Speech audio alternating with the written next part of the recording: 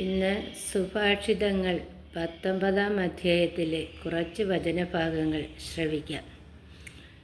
ദൈവകൽപ്പന അനുസരിച്ച് മനുഷ്യർ എങ്ങനെ ജീവിക്കണമെന്നുള്ളതിനെക്കുറിച്ച് പറയുന്ന വചനഭാഗങ്ങളാണ് ഇത്. സത്യസന്ധനായ ദരിദ്രൻ ദുർഭാഷണം ചെയ്യുന്ന പോഷനേക്കാൾ ശ്രേഷ്ഠനാണ്.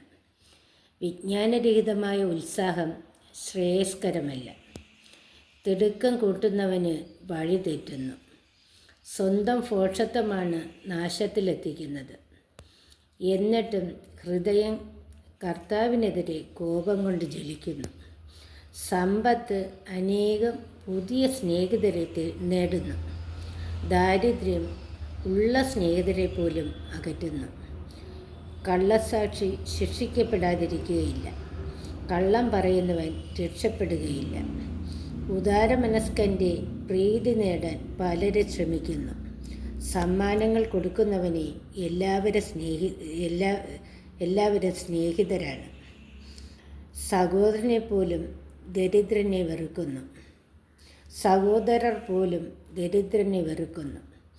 പിന്നെ സ്നേഹിതർ അവനിൽ നിന്ന് അകന്നു മാറാതിരിക്കുന്നു. അവൻ നല്ല വാക്കുകൾ പറഞ്ഞ് അവരുടെ പിറകെ പോകുന്നെങ്കിലും അവർ വശപ്പെടുന്നില്ല. ജ്ഞാനം നേടുന്നത് തന്നെ സ്നേഹിക്കലാണ്. വിവേകം കാത്തു സൂക്ഷിക്കുന്നവന് ഐശ്വര്യമുണ്ടാകും. കള്ളസാക്ഷി ശിക്ഷിക്കപ്പെടാതിരിക്കുകയില്ല. വ്യാജം പറയുന്നവൻ നശിക്കും. ഭോഷൻ സുഭിക്ഷത അർഹിക്കുന്നില്ല.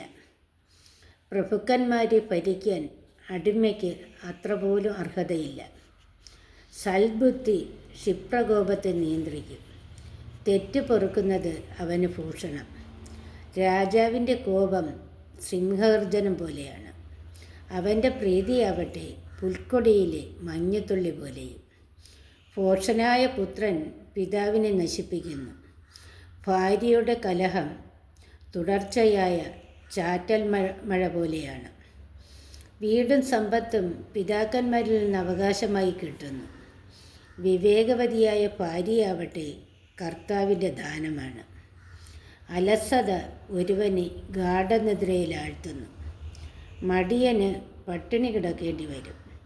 കൽപ്പന പാലിക്കുന്നവൻ ജീവൻ സംരക്ഷിക്കുന്നു. ഉപദേശത്തെ നിന്ദിക്കുമെന്നവൻ മൃതിയടയും. ദരിദ്രരോട് ദയ കാണിക്കുന്നവൻ കർത്താവിനാണ് കടം കൊടുക്കുന്നത്. അവിടുന്ന് ആ കടം വീട്ടും. നന്നാകുമെന്ന് പ്രതീക്ഷയുള്ളപ്പോൾ നിന്റെ മകനെ ശിക്ഷിക്കുക.